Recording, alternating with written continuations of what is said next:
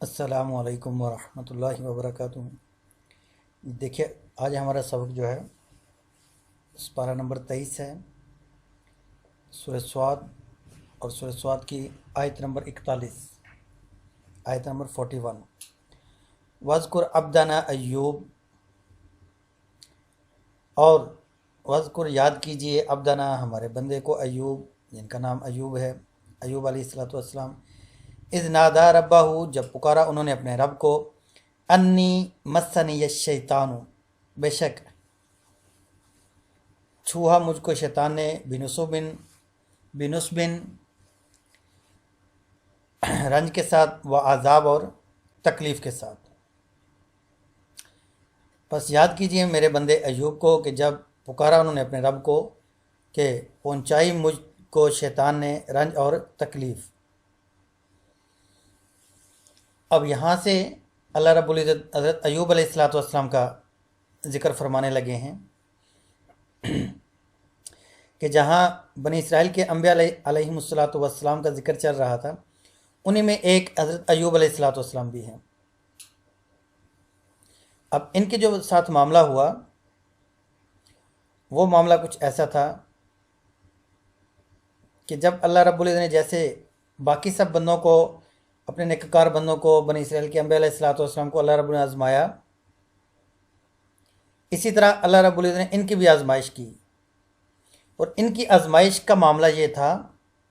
कि आपको सख्त बीमारी से अल्लाह रब्बुल इज़्ज़त ने दो चार कर दिया। जैसा कि सूरतुल अंबिया में भी इसका ज़िक्र मिलता है, वहाँ पर उन्होंने फरमाया अन्नी मस्सनी यज़्ज़ुर्रु, कि बेशक मुझे छू लिया या मुझ तक पहुँची बीमारी। और यहाँ पर जो है वो अन्नी मस्सनी शैतान, कि बेशक मुझे छू लिया या मुझ तक पहुँचा है शैतान।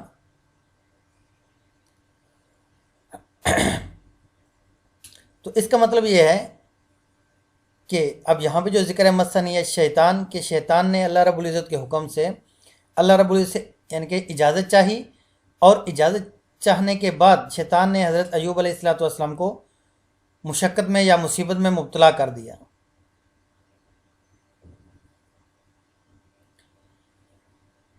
तो अब ये शैतान ने अल्लाह से इजाज़त चाही, अल्लाह रब्बुल इज़्ज़त ने इजाज़त अता फरमा दी,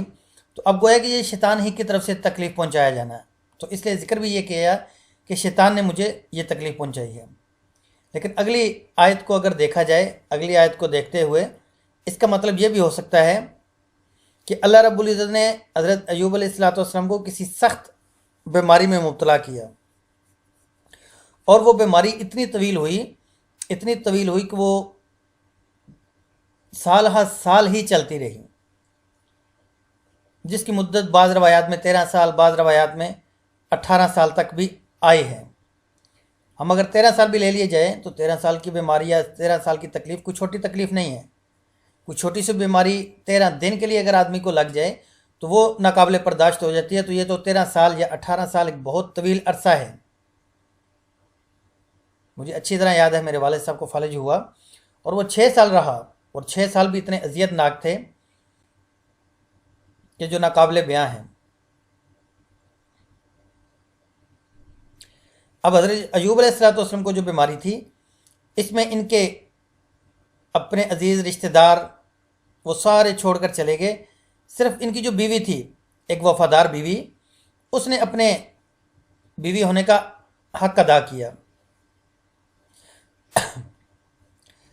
बाद रवायात के मुताबिक हज़रत याकूब अलैहिस्सलातु वस्सलाम की बेटी थी, और बाद रवायात के मुताबिक हज़रत यूसुफ़ अलैहिस्सलातु वस्सलाम की पोती थी। यानी कि हज़रत अय्यूब अलैहिस्सलातु वस्सलाम की जो बीवी थी, या तो वो हज़रत याकूब अलैहिस्सलातु वस्सलाम की बेटी थी या हज़रत यूसुफ़ अलैहिस्सलातु वस्सलाम की पोती थी। तो हज़रत याकूब की अगर बेटी हुई तो मतलब हज़रत यूसुफ़ अलैहिस्सलाम की बहन है, तो अगर पोती है तो फिर तो मामला ही अलग है।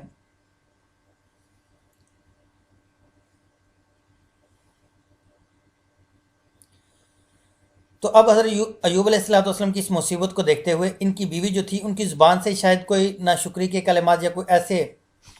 बेसब्री के कलिमात अदा हो गए जो कि एक नबी की या शान नबूवत के ख़िलाफ़ थे। اور حضرت ایوب علیہ الصلوۃ والسلام وہ تو صبر کا ایک زبردست بہترین نمونہ تھے۔ اب ان کی بیوی کی اس بات سے حضرت ایوب علیہ الصلوۃ والسلام کو رنج اور افسوس پہنچا، اور یہ جو ان کی جسمانی تکلیف تھی، روحانی تکلیف اس تکلیف سے بھی آگے بڑھ گئی۔ اب جب روحانی ایک آدمی جسمانی طور پہ بھی تکلیف ہو اور ذہنی طور پہ بھی اب وہ جو پریشان ہو جائے، ذہنی سکون یا ذہنی جو ہے یہ زیادہ اہمیت کا حامل ہے جسمانی تکلیف کی بنسبت، کہ ذہنی تکلیف زیادہ آدمی کو پریشان کن ہوتی ہے آدمی کے لیے۔ تو اب حضرت ایوب علیہ الصلوۃ والسلام نے اللہ سے فریاد کی کہ شیطان نے مجھے تکلیف اور رنج اور پریشانی میں ڈال دیا ہے، تکلیف میں ڈال دیا ہے، تو اے پروردگار آپ ہی اس کو مجھ سے دور فرمائیے۔ اب ادھر اللہ رب العزت کی طرف سے آزمائش بھی پوری کی جا چکی تھی، اور حضرت ایوب علیہ الصلوۃ والسلام کا جذبہ جو تھا صبر کا، استقامت کا، اپنے بات پہ ڈٹے رہنے کا،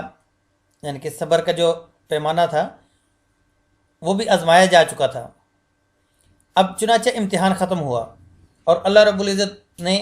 حضرت ایوب علیہ الصلوۃ والسلام پر اپنا کرم دیا،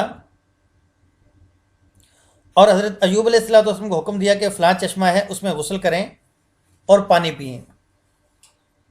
اب یا تو یہ ایک ہی چشمہ تھا، اسی میں حکم دیا کہ پہلے غسل کریں اور پھر پانی پئیں،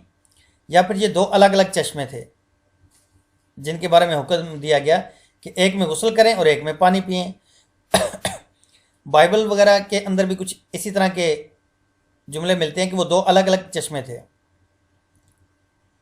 تو حضرت ایوب علیہ الصلوۃ والسلام نے جب غسل کیا تو ان کی جتنی بھی وہ بیماری تھی، جسمانی بیماری، وہ ساری زائل ہوگی۔ مثلا بس اوقات چشموں پانیوں کے اندر ایسے پانی موجود ہیں جن میں اللہ رب نے شفا رکھی ہوئی ہے، کہ زمین کی تہہ میں ان کے اندر ایسے معدنیات، ایسے کیمیکل شامل ہو جاتے ہیں جو انسان کی جلد کی بیماریوں کے لیے شفا کا باعث بنتے ہیں۔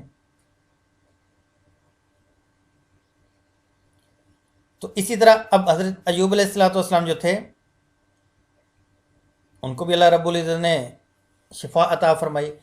تو اس میں کوئی عجیب و غریب بات نہیں تھی کہ پانی سے ان کو شفا ملی، کوئی ایسا کیمیکل ملا یا زمین کے نیچے سے کوئی ایسی معدنیات اس کے ساتھ پانی کے ساتھ شامل کہ اللہ نے اس پانی کے اندر شفا رکھ دیا۔ اور اگر دوسرے نقطہ نظر سے دیکھیں جائیں تو اللہ رب العزت ہر چیز پر قادر ہے، وہ عام بالکل سادے پانی سے بھی شفا عطا فرما دے تو وہ قادر ہے۔ یعنی کہ پانی میں نہانا تو وہ صرف اللہ کا حکم پورا کرنا تھا، جیسے ہم دوائی کھاتے ہیں وہ بھی اللہ رب العزت کا حکم پورا کیا جاتا ہے، اسی طرح اس پانی سے غسل کرنا وہ بھی محض اللہ رب العزت کا حکم تھا۔ اب اس پانی کے اندر کوئی معدنیات یا کیمیکل شامل تھے یا نہیں تھے، دونوں صورتوں میں معاملہ ختم ہے کہ بس اللہ کا حکم تھا غسل کرنے کا، انہوں نے غسل فرمایا اور اللہ رب العزت نے اس کو شفا عطا فرما دی۔ اب اس واقعے کو یہاں پہ ذکر کرنے کا ایک مقصد تو اللہ رب العزت کی طرف سے آقا علیہ الصلوۃ والسلام کو تسلی ہے کہ آپ اس تکلیف اور مصیبت کی گھڑی میں پریشان نہ ہوں، بلکہ پچھلے انبیاء جو تھے وہ اس سے بھی زیادہ بڑی آزمائشوں میں اور تکلیفوں میں سے گزر چکے ہیں، تو اب آپ کو گھبرانا نہیں چاہیے۔ اور دوسری طرف بالواسطہ یا بلا واسطہ اگر دیکھا جائے تو مجھے اور آپ کو بھی تلقین ہے، یعنی کہ مسلمانوں کو بھی تلقین ہے کہ صبر سے کام لیں، اور اللہ رب العزت کی طرف سے جو امتحان ہے، پریشانی ہے، اس پر شکوہ نہ کیا جائے۔ یعنی کہ جب کبھی بھی کوئی حالات ایسے آ جائیں، مشکل حالات آ جائیں، کوئی پریشانی آ جائے، کوئی دکھ تکلیف آ جائے، تو اس پہ صبر کا مظاہرہ کرنا چاہیے، نہ کہ شور و غل اور شکوے اللہ رب العزت سے۔ کیا میں ہی ملا تھا اللہ کو ایسے پریشانیاں بھیجنے کے لیے، میں ہی ملا تھا اللہ کو ایسی تکالیف کے بھیجنے کے لیے؟ اللہ رب العزت کے ہاں ہر بندے کے لیے ایک معیار ہے۔ جیسے میں اکثر مثال دیا کرتا ہوں کہ ہمارے پاس اگر ایک باٹل ہے اور اس کے اندر ہمیں نظر نہیں آ رہا، تو ہم اب اس میں پانی ڈالتے رہیں تو ظاہر سی بات ہے، اب 1.5 لیٹر کی بوتل ہے، وہ 1.5 لیٹر پانی اس کے اندر آئے گا تب جا کے وہ اوپر سے بھرے گی اور باہر پانی گرنا شروع ہوگا۔ تو اگر ہم درمیان میں ہمت ہار جائیں، کہیں بھی پانی کو بھرنا ہی چھوڑ دیں کہ بھائی بوتل تو بھری نہیں جا رہی، تو وہاں پہ معاملہ ختم ہو جائے گا۔ اب اللہ رب العزت کے ہاں ہر آدمی کے لیے ایک صبر کا پیمانہ طے شدہ ہے کہ اس پہ اتنا ہی بوجھ ڈالنا ہے، اتنا ہی اس کو آزمانا ہے، اتنی اس کو تکلیف دینی ہے۔ اس تکلیف میں جب ہم صبر کرتے اس لیول پہ پہنچ جاتے ہیں پھر اللہ کی رحمت کے دروازے کھلتے ہیں. اور یہ یاد رکھیے گا کہ اللہ رب العزت کی رحمت کے دروازے جب کھلتے ہیں اس کے بعد پھر معاملات کچھ اور ہو جاتے ہیں. بس شرط یہ ہے کہ آزمائش اور تنگی کے وقت ہم صبر کا مظاہرہ کریں.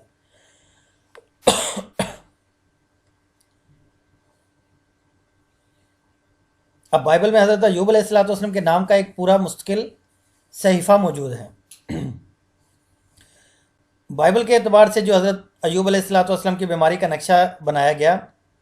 وہ کچھ ایسا تھا کہ حضرت ایوب علیہ الصلوۃ والسلام کو جو بیماری تھی وہ بڑی گویا کہ ایک نفرت انگیز اور عجیب سی بیماری تھی کہ لوگ جس سے تعفن اٹھتا اور لوگ حضرت ایوب علیہ الصلوۃ والسلام کو چھوڑ کر چلے گئے، یعنی کہ جتنے عزیز رشتہ دار تھے وہ سارے چلے گئے.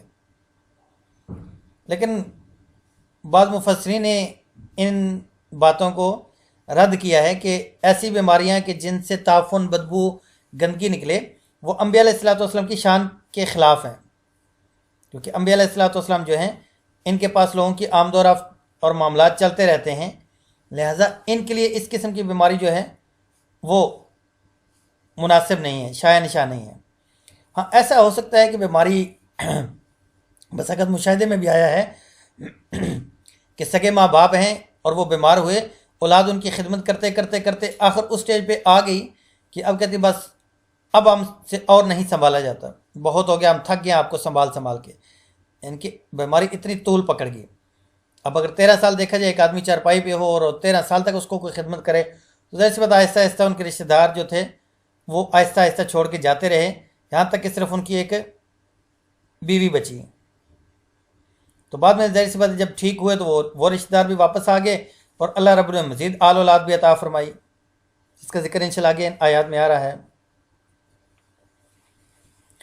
اب مصیبت کی آگے انہی آیات میں جو ترجمے میں ہے آگے دیکھیے گا کہ مصیبت کی ان گھڑیوں کے اندر جب بیوی کی زبان سے کوئی شکایت یا پھر کوئی بے صبری کے کلمات ادا ہوئے تو حضرت ایوب علیہ الصلوۃ والسلام کو غصہ آ گیا، اور غصے میں حضرت ایوب علیہ الصلوۃ والسلام نے ایک منت مان لی، یعنی کہ قسم اٹھا لی کہ جب اللہ مجھے شفا عطا فرمائے گا تو میں آپ کو 200 چھڑیاں ماروں گا. اب جب اللہ رب العزت نے واقعتاً شفا عطا فرما دی تو ایک طرف اتنی فرما بردار بیوی جس نے 13 سال یا 18 سال اتنی زبردست انداز میں خدمت کی کہ ایک پل کے لیے بھی نہیں چھوڑا، اور دوسری طرف ظاہر سی بات ہے اب اپنی قسم اٹھائی ہوئی ہے. تو اس کا معاملہ اللہ رب العزت نے ایسا کیا ہے کہ اللہ رب العزت نے خود ہی تدبیر بتا دی کہ آپ 200 تنکے جو ہیں ان کو لیں اور ان کی ایک جیسے جھاڑو ہوتا ہے ایسے ان کو آپس میں باندھ لیں اور وہ ایک ہی دفعہ اپنی بیوی کو مار دیں. تو اس سے ہلکی پھلکی ان کو چوٹ بھی لگے گی، یعنی کہ تھوڑی بہت ہلکی پھلکی تکلیف بھی ہوگی، اور آپ کی جو قسم ہے وہ بھی پوری ہو جائے گی. تو چنانچہ حضرت ایوب علیہ الصلوۃ والسلام نے اسی طرح کیا اور اپنی بیوی کو وہ 200 تنکے جو تھے وہ اکٹھے باندھ کے جھاڑو کی طرح اور مارے، اور اپنی قسم بھی پوری ہوگی اور ساتھ ہی ان کا بیوی کو جو تکلیف پہنچانے والا معاملہ تھا وہ بھی نہ ہوا.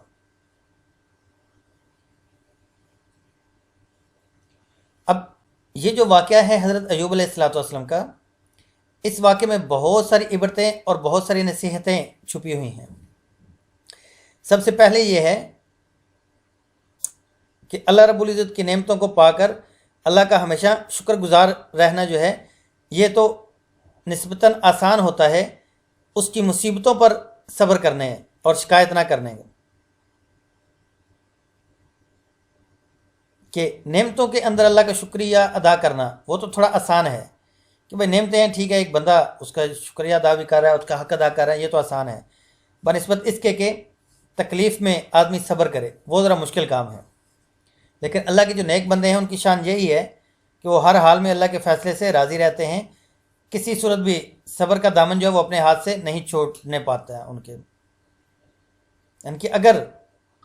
اللہ رب العزت نعمتیں عطا فرمائے اس پہ بھی اللہ کا شکر ادا کرتے ہیں، اور اگر اللہ کی طرف سے کوئی حالات تنگ دستی والے معاملات ہو جائیں یا کوئی بیماری یا کوئی تکلیف والے، اس پہ بھی اللہ رب العزت کا شکر ہی ادا کرتے ہیں. دونوں صورتوں میں اللہ کے سامنے کبھی بھی ناشکری والا معاملہ نہیں کرتے. اور دوسرا اس سے کہ اگر کوئی شخص ایسی مصیبت سے پریشان ہو کہ परेशान होके तंग आके वो अल्लाह से दुआ करे, तो ये बात तकवा के ख़िलाफ़ नहीं है, और ना ही इसको बेसब्री कहेंगे कि एक आदमी अपनी बीमारी अपनी तकलीफ़ में तंग आ गया और तंग आके अल्लाह रब्बुल इज़्ज़त के सामने उसने दुआ की कि परवरदिगार आप मुझे इस बीमारी से या इस तंग दस्ती से निजात अता फरमाएं, तो ये ना तो नाशुक्री होगी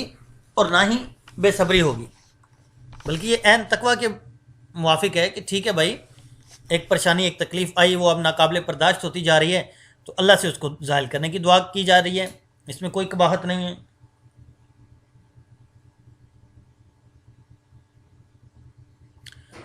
और तीसरा, एक नेक साले और शोहर के हक़ में जो बेहतरीन बीवी का किरदार है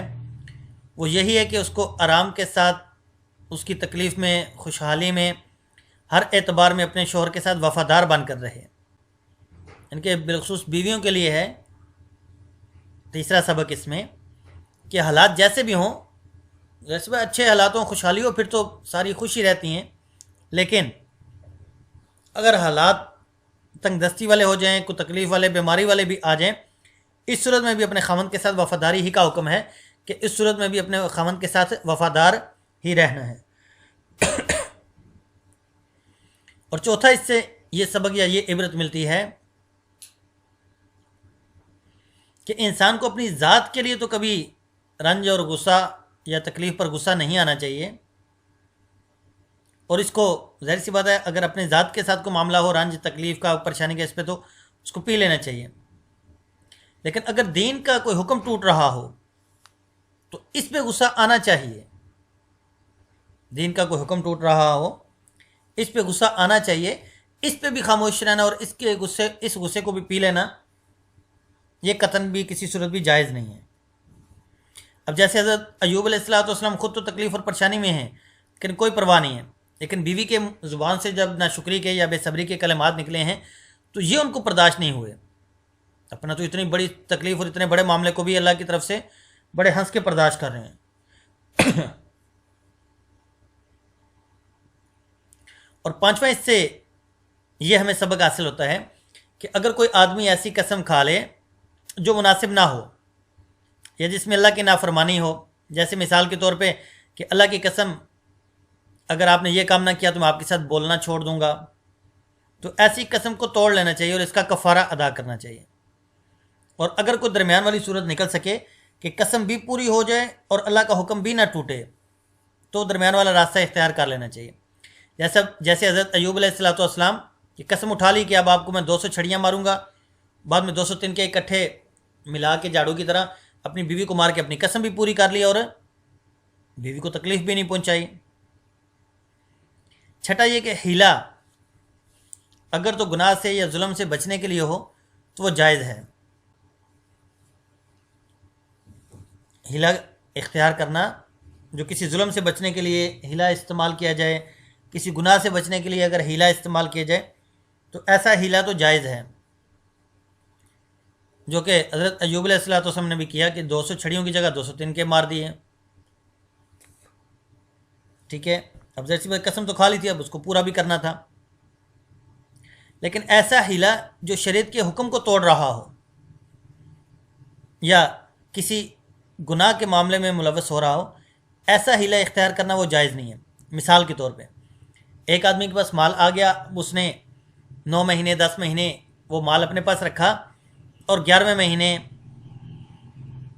उसने अपनी बीवी को हिबा कर दिया, अपने भाई को हिबा कर दिया, इवन किसी को भी हिबा कर दिया कि ज़ाहिर सी बात है अगर माल पूरा 1 साल इसके पास रहेगा तो इस पर ज़कात वाजिब होगी।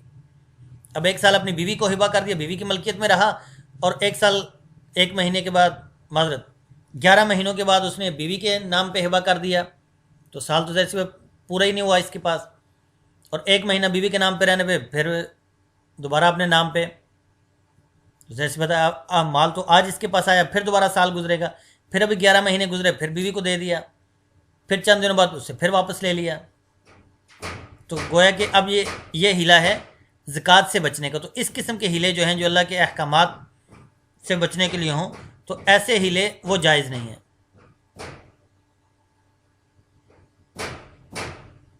और एक आखिरी बात इससे ये कि अगर कोई आदमी कसम उठा ले کہ میں آپ کو 200 چھڑیاں ماروں گا یا اس طرح، تو وہ اگر 200 چھڑیوں کا ایک گٹھا سا بنا کے یا جھاڑو جیسا باندھ کے ان کو مار دے تو اس کی قسم بھی پوری ہو جائے گی، اور ساتھ ہی اس کا باقی معاملات بھی ٹھیک ہو جائیں گے، اس کا گناہ بھی اس کو نہیں ملے گا۔ اب دیکھیے گا ترجمہ، وذکر عبدنا، آپ یاد کیجئے ہمارے بندے ایوب کو، اذ نادا ربہ، جب پکارا انہوں نے اپنے رب کو، انی مسنی الشیطان، کہ بے شک چھو لیا مجھے شیطان نے، بنصب و عذاب، رنج اور تکلیف میں، ارکض برجلی کا، اب اللہ رب العزت حکم دے رہے ہیں ارکض، اپنا پاؤں مارو، ھذا مغتسل، یہ پانی نہانے کے لیے زبردست ہے، بارد و شراب، اور ٹھنڈا ہے پینے کے لیے بھی۔ تو اب اس سے مراد یا دو چشمے الگ الگ ہیں کہ جس میں اللہ رب نے حکم دیا ارکض برجلی کا کہ اپنا پاؤں ماریے، ھذا مغتسل